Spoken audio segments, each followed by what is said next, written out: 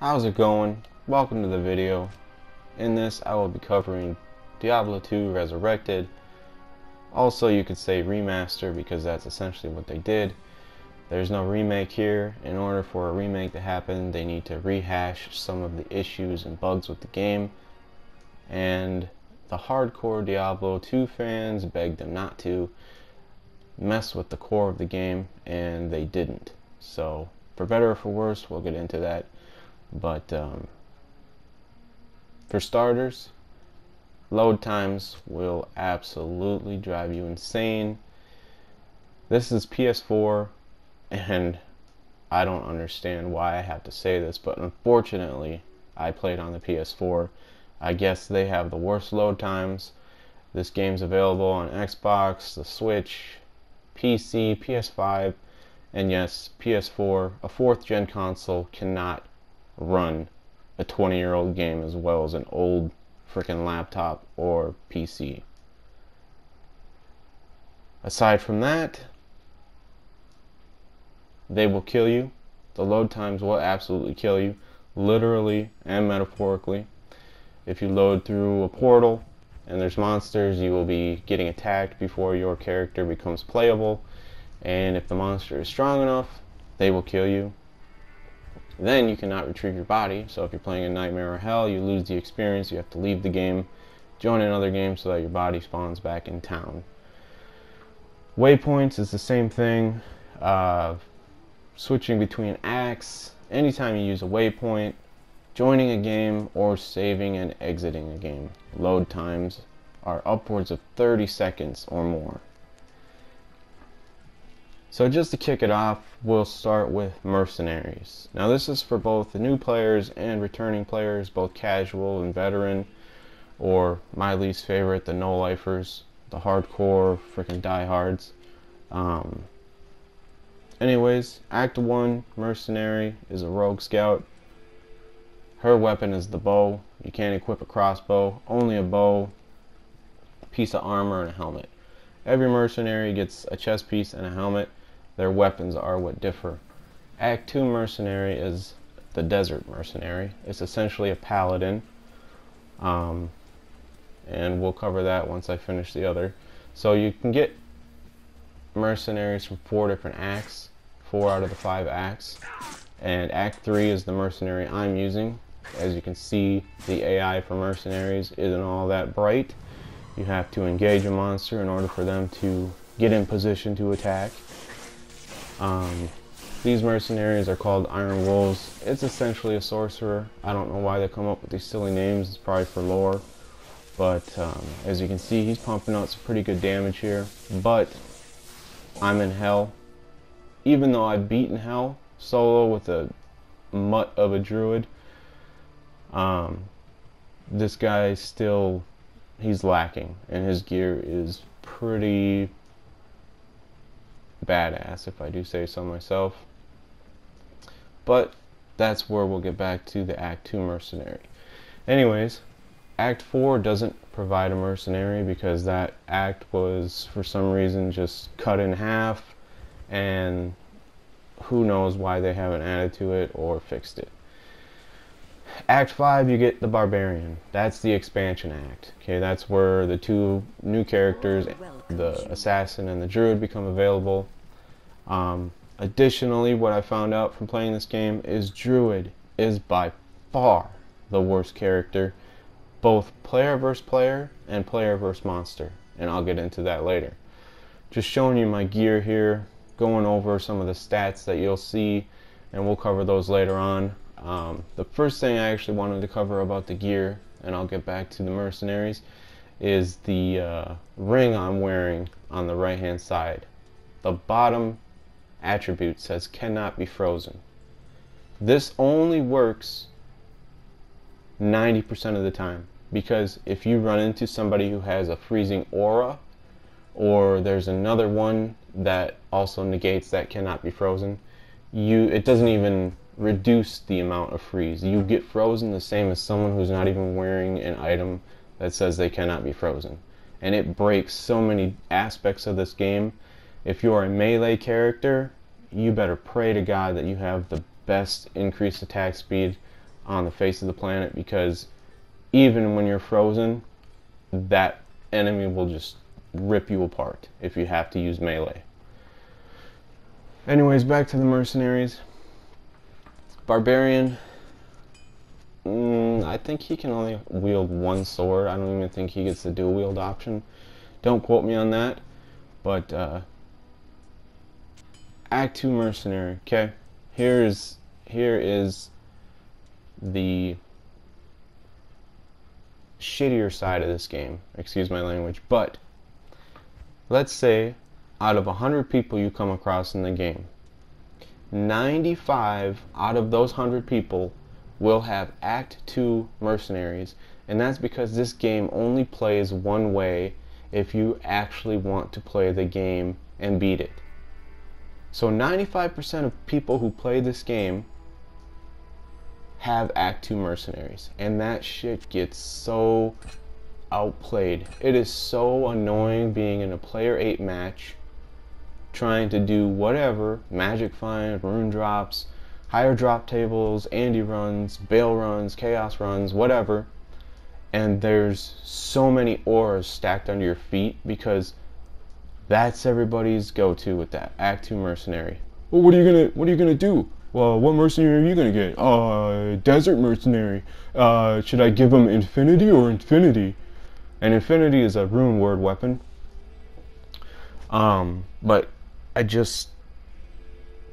you can only play this game one way, and with each character. There's no variety in this game whatsoever, and the people who live and breathe by this game need to take a second look at their lives and prioritize what's important. I mean, these people will literally beat a dead horse and then beat that horse until its flesh is mush and its skeleton is bone meal, and then they'll beat it some more until it is back into the earth as fertilizer. I'm not even joking. I'll put that to good You use. can build a Hammerden, a Zealot, those are paladin characters. You can build a Whirlwind Barb, a Zerk Barb, those are barbarian characters. You can build a Lightning Source, or a Cold Lightning Source, those are sorceress characters. A Javazon, a Boazon, those are Amazon characters. A Trapson, that's the assassin. A Fury Druid, a Windy Druid. When they say variety in this game, they're talking about low-level dual character, player versus player character, a support character, which doesn't exist in this world anymore, and it hardly ever did back in the day. But yeah, there's no variety in this game. So when you hear somebody saying the diversity of builds that this game has is like out of this world, that is someone you want to watch out for, because this game is like the holy gospel to them. I mean, they will argue up and down about how this game is the bar. This game sets the bar for every action RPG out there. And I like to call those people fanboys, because you cannot debate anything with a fanboy. You can't discuss anything without them just feigning to ignorance. Now what I'm showing you here, if you've been paying attention to the video, is the defensive rating. Now I'm wearing pretty crazy gear, okay? These are endgame monsters on the second waypoint, so essentially the first part of the last act, okay? Mind you, these monsters come in packs, okay, of like 5 or 8 plus, you know? And if each of them has a 30 to 40% chance to hit me, and there's 8 of them swinging at me if I'm melee, my character is going to have the attack reaction going every other second. Lightning damage is another thing we'll get to, but right now I'm just showing you that if you try to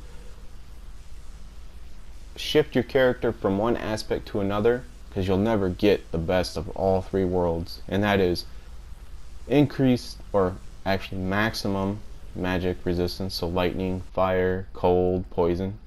Poison doesn't really matter. That's usually just there to soften you, like weaken you for the final blow. But those were the last act waypoint monsters. They had a 45% chance to hit me. As you saw there, their rate of fire is insane, and my defense is on another level, okay? Anyways, the 3 tiers of gear are resistances, defense, which is how frequently a monster will hit you, and it also affects how well you block, and damage, so also known as your attack rating.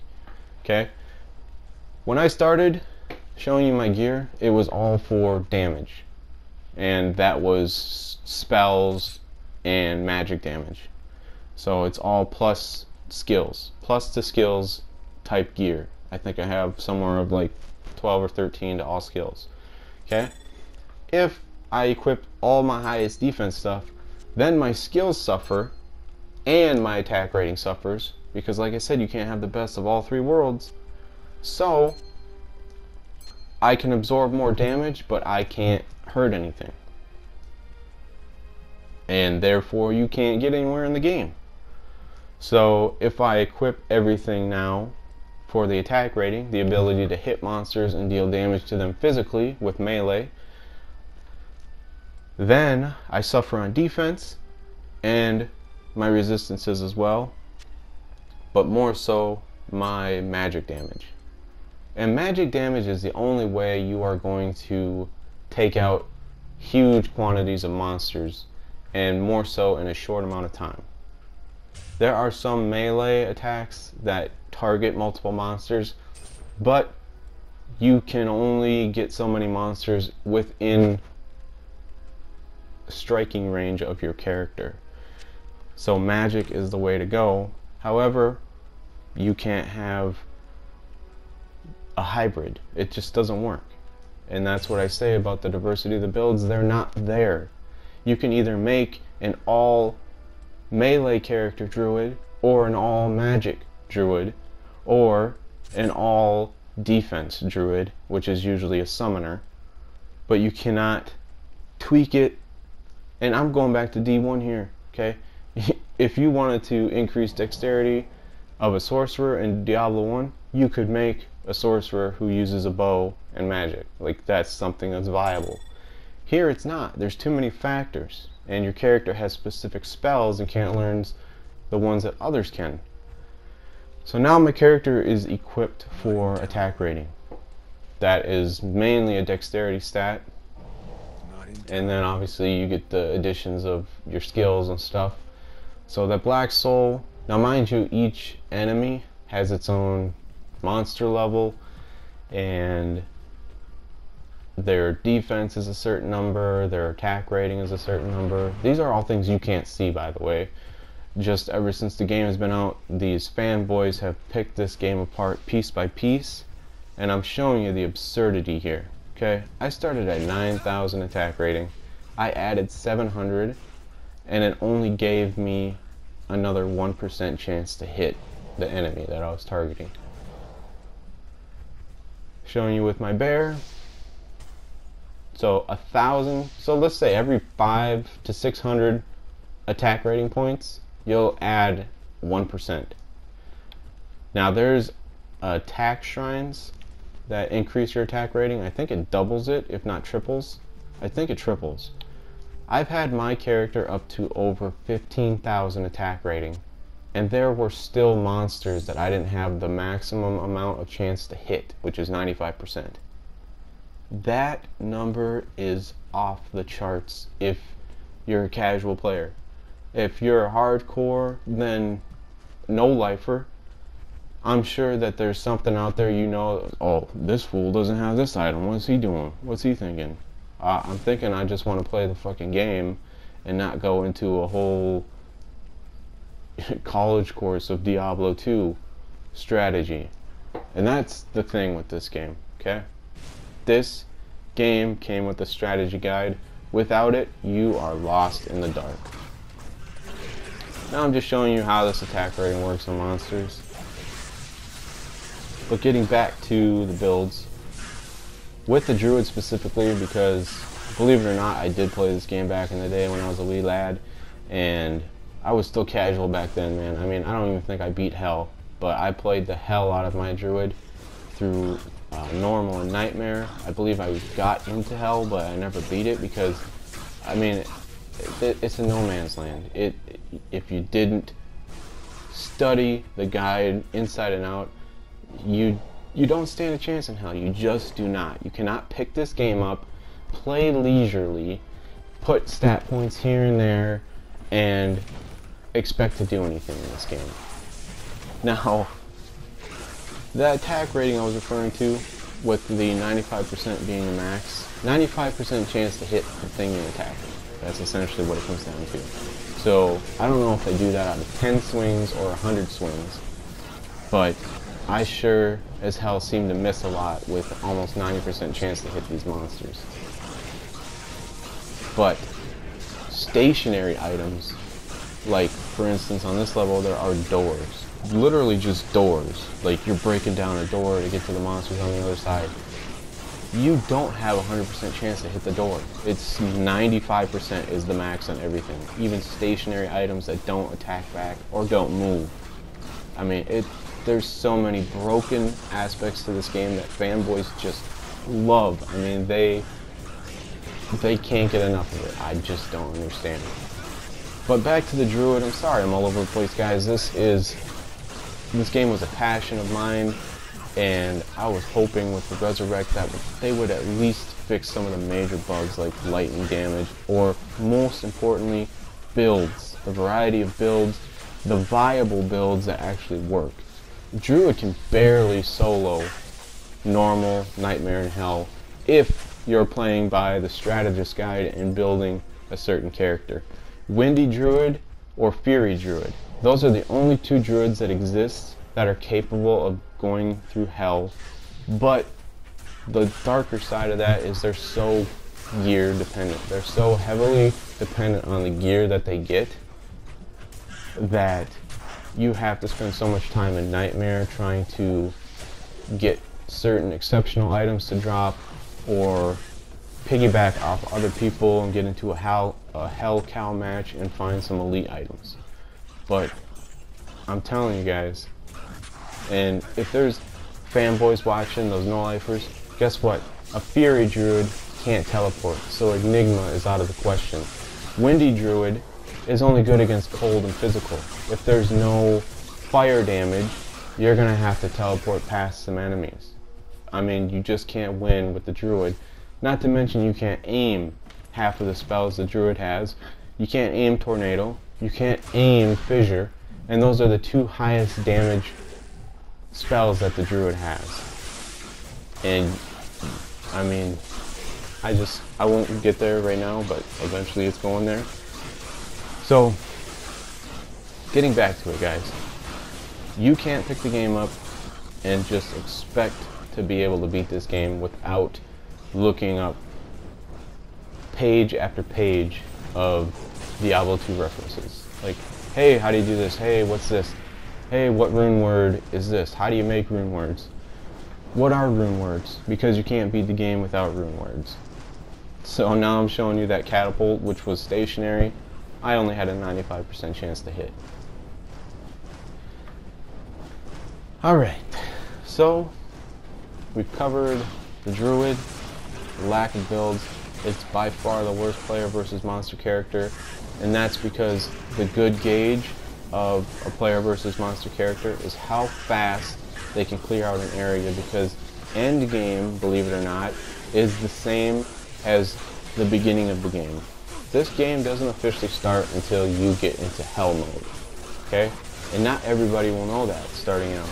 They'll think, oh, you know, I can play normal one or two times over, you know, see if I can get some better stuff, and then make sure I go into Nightmare well prepared, and then take some time in Nightmare, take it slow, you know, do some of the areas once or twice, blah blah blah, clear out all the areas of all the maps, make sure every monster is laying to rest, and go down every hole, kill every monster in there, so on and so forth. And You might think you can make it to hell naturally just doing that. But everything is about how you use your skill points, both for your spells and your stats. Strength, dexterity, vitality, energy. There's so many ways to mess up a character. I don't care which character it is, even though some of them are more forgiving than others. And Druid, again, is by far the worst. But you only get 3 resets for your stats. And it resets everything back to 0. Then you got to manually put them all in. And if you're a high enough level, it's pretty tedious because of how they've incorporated the functions in the game on console. But I'm not going to get into that because I'm just happy that it did go to console, even though this is like the adopted child that nobody wants, especially the PS4 version. But yeah, it is so important that you know what you're doing with your stat points and your skill points. On top of that, like I said, the game doesn't start, it doesn't even start, okay? You can't even do anything until you get to hell. Then, when you're through hell and you're done with the game, you beat hell, that's when the end game starts. And that's what everybody does over and over and over again. And this is what ties into the effectiveness of your player versus monster character. Okay? Your ability to clear out a cow level. How fast you can do it. Do you kill every single cow? Can you kill every single cow? Because some of them have certain immunities that you might not be able to deal with, so you'll have to leave a cow. Then you have the Chaos Sanctuary, which is Diablo. His little, it's basically a Diablo run. I don't know why they would call it Chaos and Baal runs when it's Diablo and Baal. I mean, you don't just clear Chaos and go right to Baal and kill Baal. You kill Diablo. But how fast you can clear out Chaos Sanctuary, how fast you can go from River of Flame to the Chaos Sanctuary, open all the seals, kill all the seal monsters, kill Diablo. Okay? And then how fast you can get to Baal, Worldstone Keep level 2 waypoint.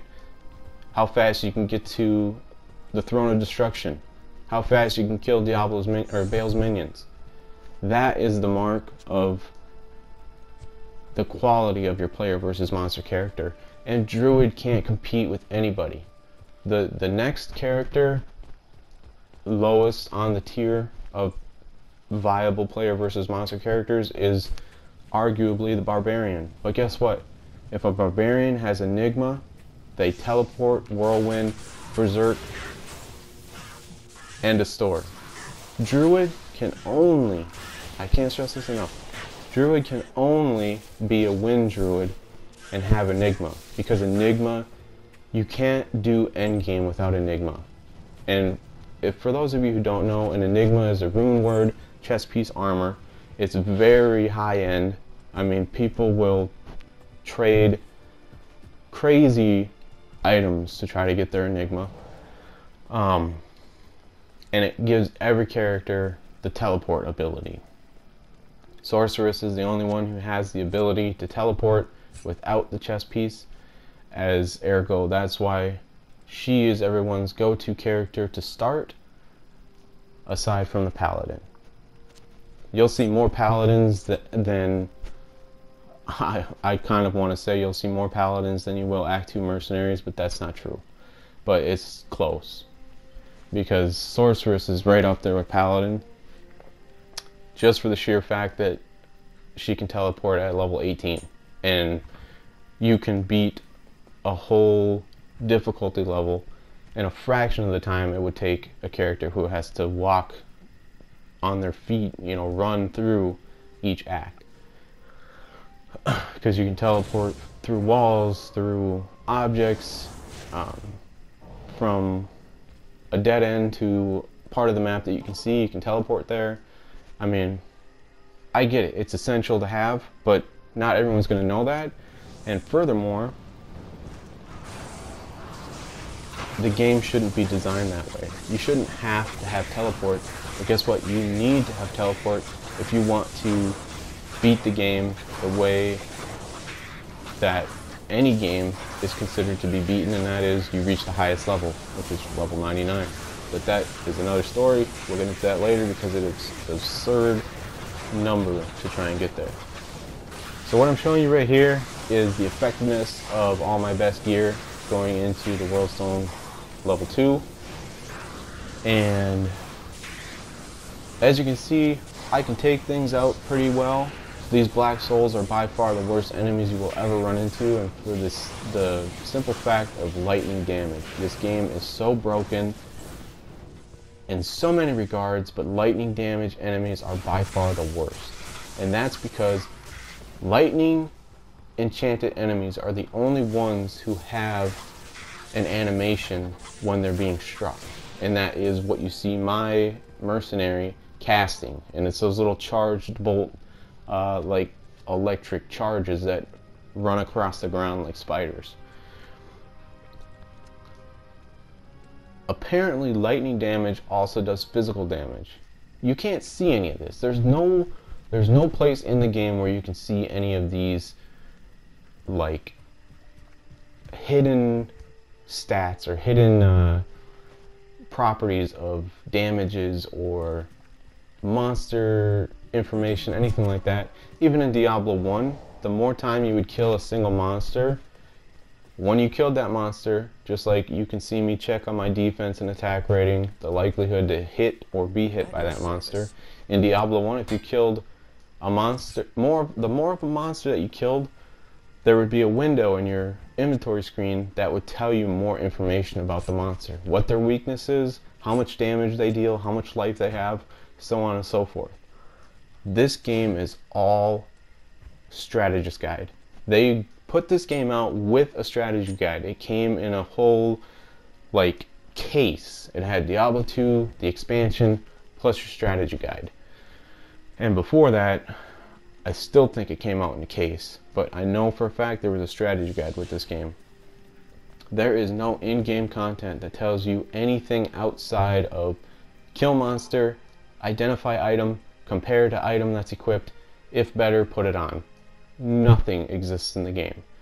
Kane gives you a little half-ass once-over of how to use the cube, but that doesn't even cover a fraction of what the cube is capable of. And there's so many recipes you can mess up, and you don't get a second chance. There's no do-over.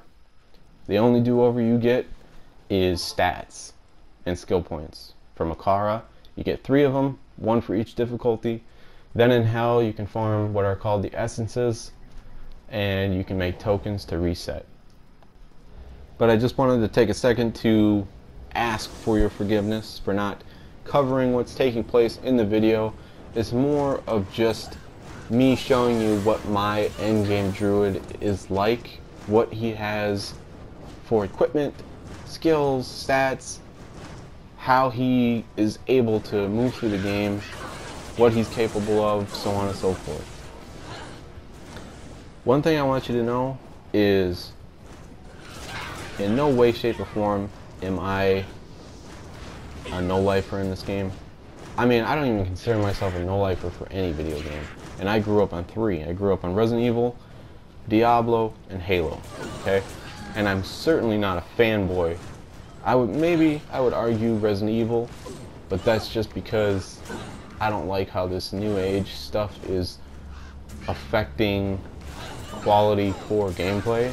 I understand bugs and issues like that, but when the essence of a game is a certain way and you want to rework the entire thing, that's when we have a problem. But I won't get into that.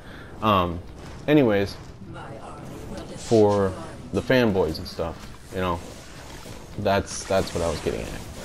But this is the background video is just more to show you what I mean when I'm saying the druid is the least capable.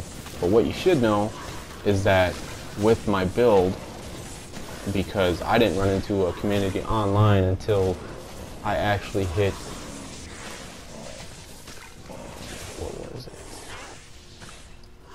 I think it was the crystalline passage. That was when I legit found the first person online who I could play with in the same match. Like, legitimately joining public matches all through my normal Nightmare in Hell, and it took me to getting to Crystalline Passage to get into a game with another person. So I literally soloed all normal Nightmare in Hell with my Druid build.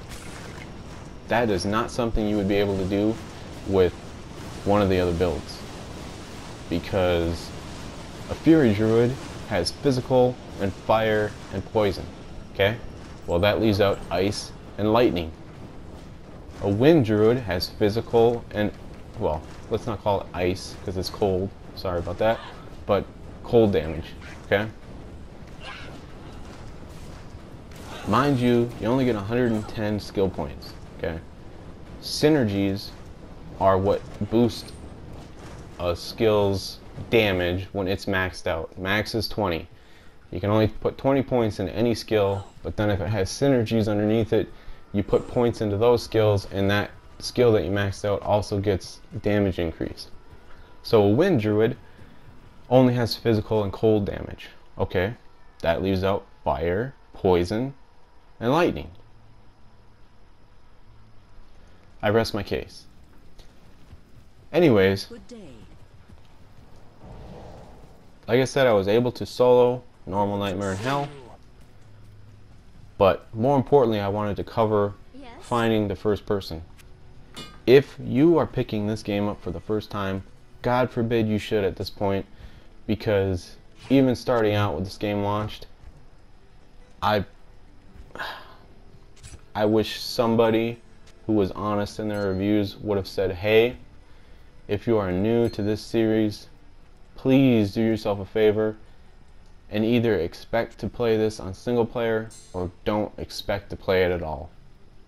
Because I would argue, just knowing the community, the game launched in September, I think, that people's characters were already in hell difficulty within the first 2 to 3 weeks.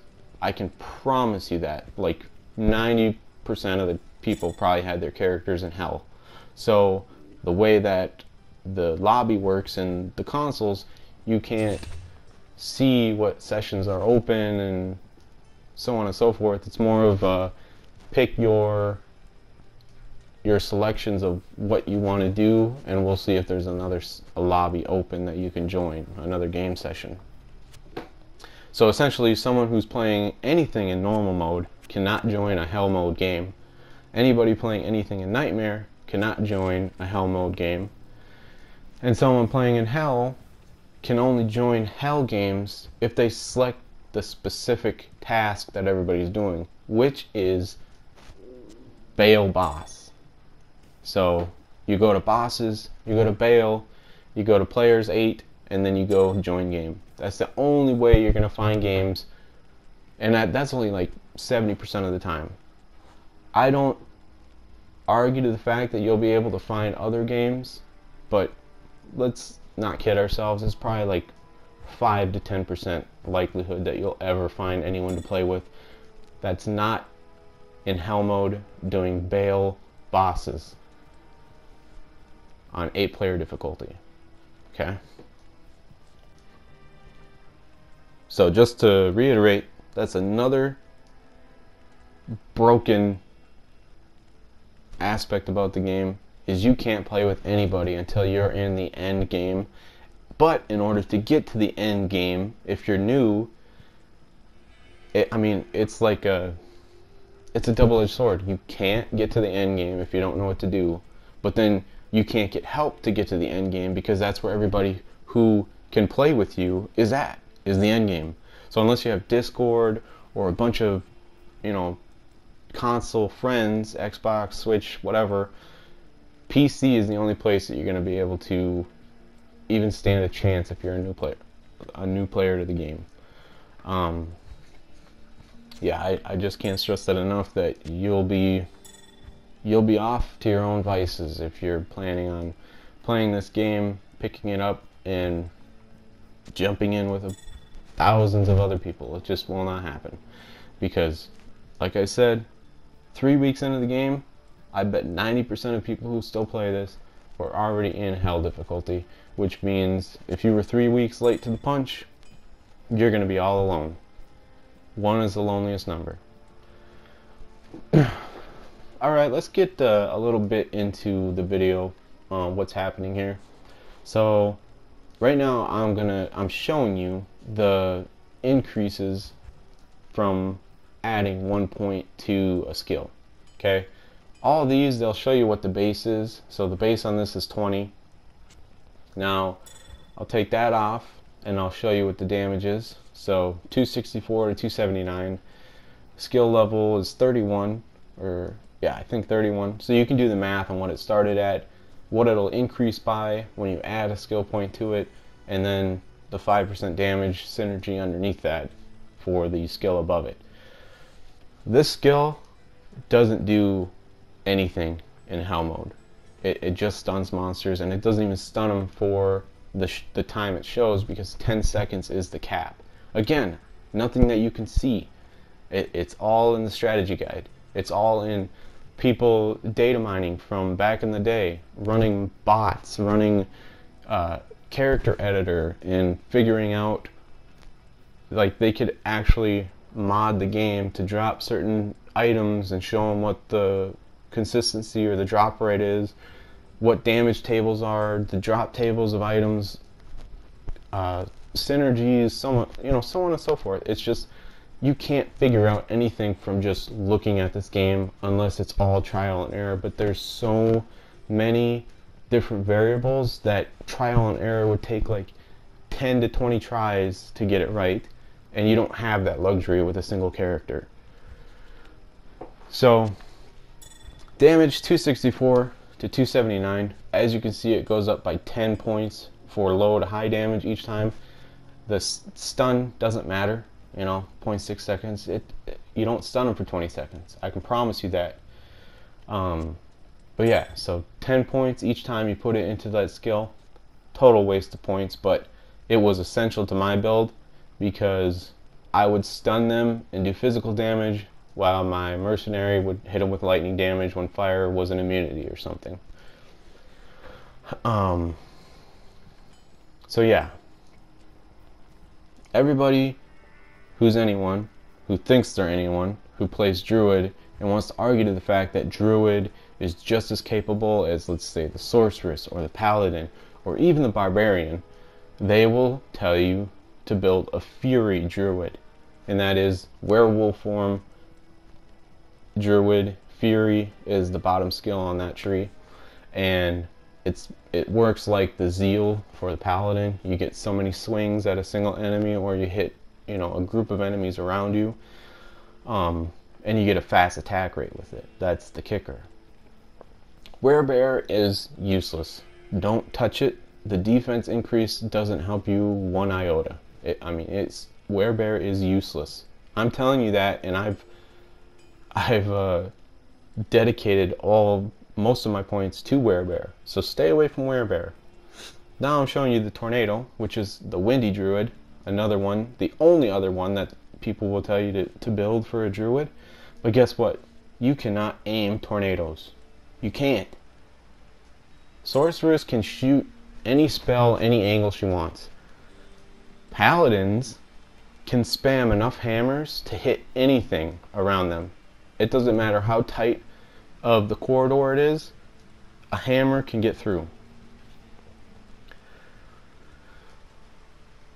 Stop saying Druids are just as capable as any other character, because it is bullshit.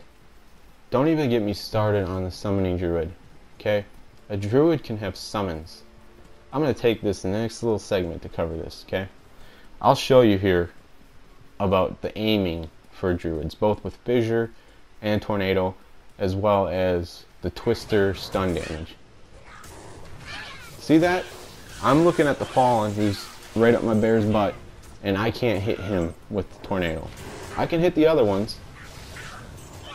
Can't aim it. You just can't. Anyways, getting into the Summoner build, okay? Druid can have a Spirit, a ground summon and a four-legged summon. Okay? So ground is like vines. I think they're all vines. So you can have a vine, a spirit, and then a creature, like a four-legged animal, we'll call it. So at most, okay, crows don't count, and I'll get into that, but you can have 7. 7 summons is the maximum that you can have. Why don't I consider crows to be a summon?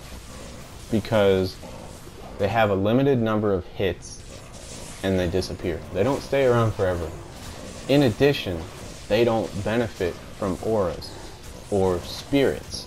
So if you have your spirit out that increases the life, that obviously doesn't affect your raven because they don't have hit points. And some might argue that's a good thing because that means they can't be targeted and, you know, they serve as a distraction, blah, blah, blah.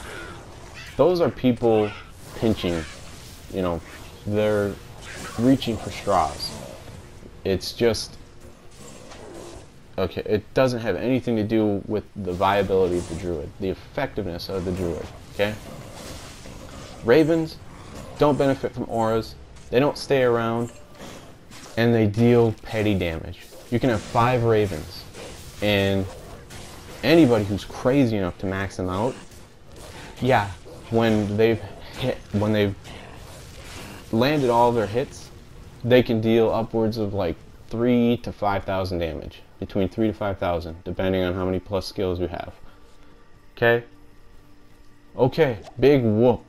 You know, my druid is dishing out with decent enough gear. Close to that with every single hit, and I have 85 increased attack speed. So, to honestly think I'm going to sit there and watch my ravens peck one at a time, all 5 of them for 20 plus hits on a single enemy, if you can even get them to target the same enemy, you're out of your goddamn mind. That's why I don't consider ravens to be a summon, because they don't stick around. They're not a summon. So anyways, getting back to it, the 7 you can have at the most are spirit wolves. You can have 5 of those. A spirit and a vine. Vines don't have synergies, so you can't increase their damage output. And their hit points are low, even when you max them out. So, and here's how I know that. The bear is the tank of the druid summons, and the bear has a hard time surviving in hell, even when it's maxed out. I don't know beyond level 20, because I've never wasted enough stat points or skill points to max out my bear, because I'm not an idiot and I don't have the time to build 20 different characters and be like, I've got all this free time on my hands. I've got a level 99 paladin, a level 98 sorceress, a 93 druid, fury druid. Now I'm just going to play around a little bit. No. I have time for one character and that's it. I have patience for one character. Let me rephrase.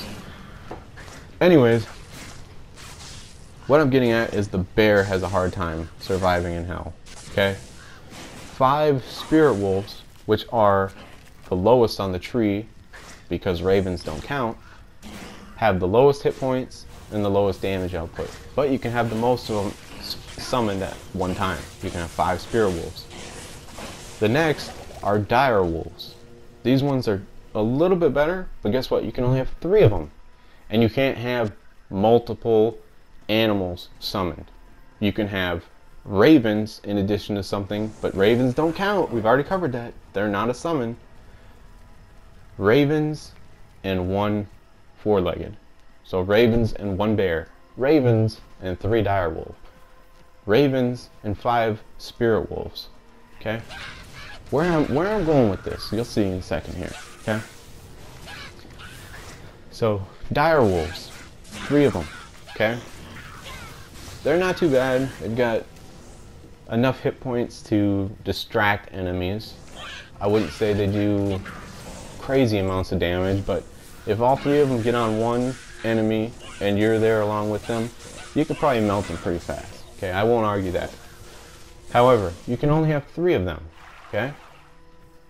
Then you have the bear. This is the last of the summons. So you can either trade in 5 spirit wolves for 3 dire wolves, or you can trade in 3 dire wolves for 1 bear. You see where I'm going here? The better the druid gets at summoning, the higher level the summon, the less he gets. And you can't have multiples.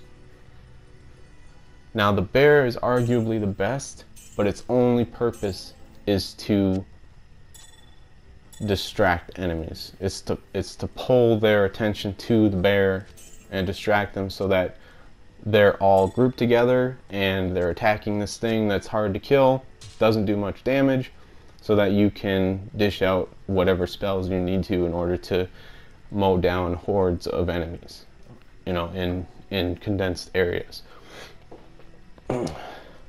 Aside from that, I mean, yeah, the bear has its perks in normal. I've heard the level 1 bear can take out Diablo.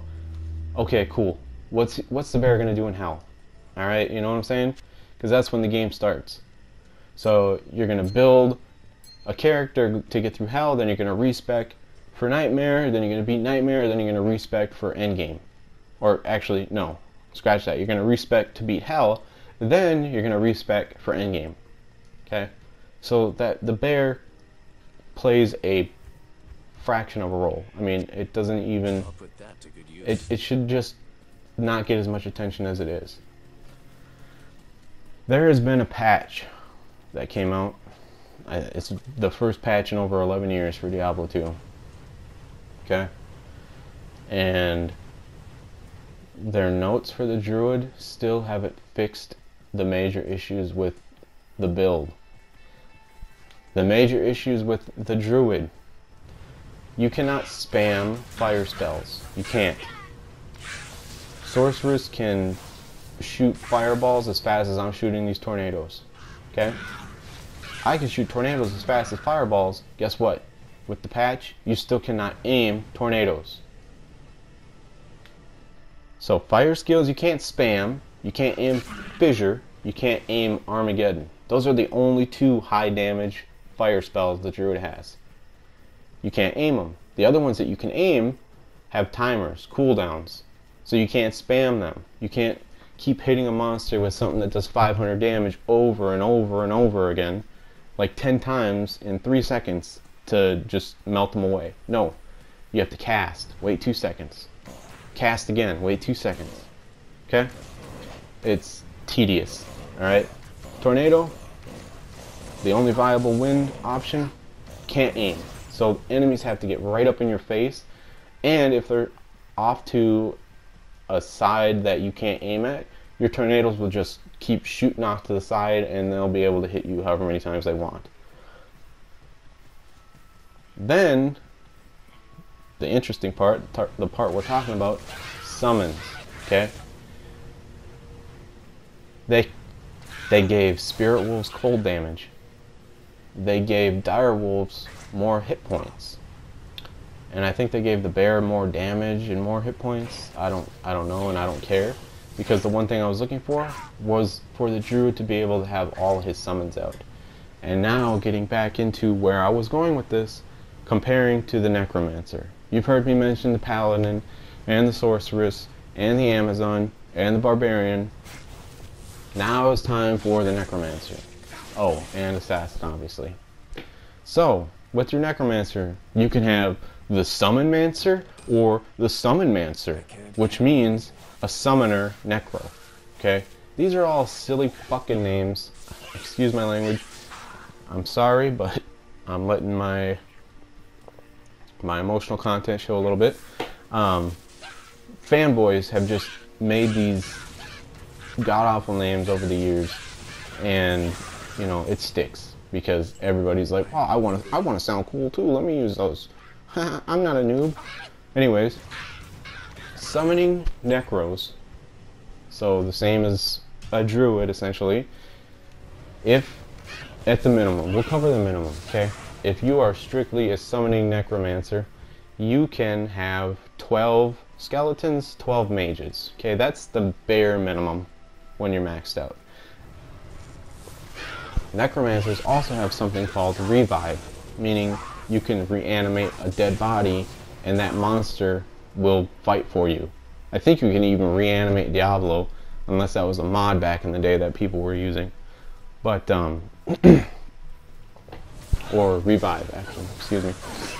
So, yeah, you can revive. Now, on the high end, okay, this is like the sort of gear that I'm wearing for my Druid, okay?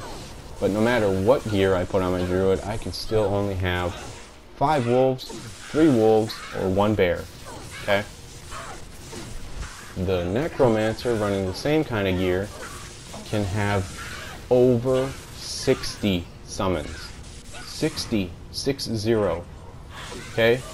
So for anyone to say that the Druid would be overpowered if he had the option to have 5 wolves, plus 3 wolves, plus 1 bear, they're out of their freaking mind. Because not only is that summoning Necro, not only is he going to have all those minions, but he's also going to be running an Act 2 Mercenary.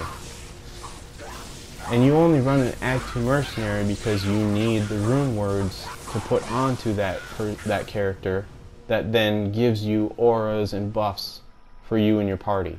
So every single one of those summons gets that buff, in addition to the mastery that the Necromancer has for his minions. Okay, I mean, the damage output is absurd. It's been said that the Necromancer is the only character who can actually beat Hell solo without any gear, naked. And for those of you who want to question if that's even possible, because how do you get your first kill to get your first skeleton? You go to Cold Plains Waypoint and you let Flavie kill monsters, because she can kill monsters just as easily on any difficulty. Problem solved. Myth busted. So yeah, a Necromancer is the only character who can walk through hell naked. So, comparing that to the Druid, what is the holdup here? Okay?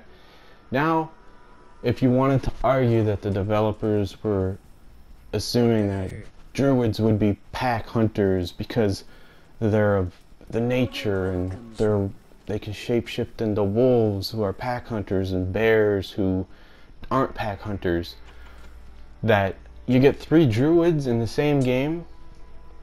One of them has the spirit wolves, another has the dire wolves, and the other one has the bear. Then they're an unstoppable force of nature until they come across physical immune. Good day. Uh-oh, we have a problem. So the likelihood of that, not only to have 3 Druids, that is astronomical in and of itself, but to have 3 summoning Druids, I mean, we're talking 0.5% chance. Unless you have friends who you can say, hey, we've got a level 99 Paladin each, we've got a level 98 Sorceress each, we've got a level 93 Druid, Fury Druid each. Let's have some fun and mess around and build 3 summoning Druids and play together and have fun and kiss each other's asses and play Ookie Cookie and all these other things. It's not going to happen, okay? There's nothing you can say to convince me about the Druid, because here is the kicker, guys. I've only ever invested time in a Druid. I've played a Barbarian, but I got carried just for Magic Find. I've played Sorceress, but just for rushing through normal mode to get the Imbue from Charcy and the Sockets from Act 5. Because those characters are so outplayed, and there's only one way to build each character. Like, I mean, beating the dead horse, guys, I'm not kidding you. This horse is dust. This it's literally bone dust right now. It's just dust in the wind. That horse is gone.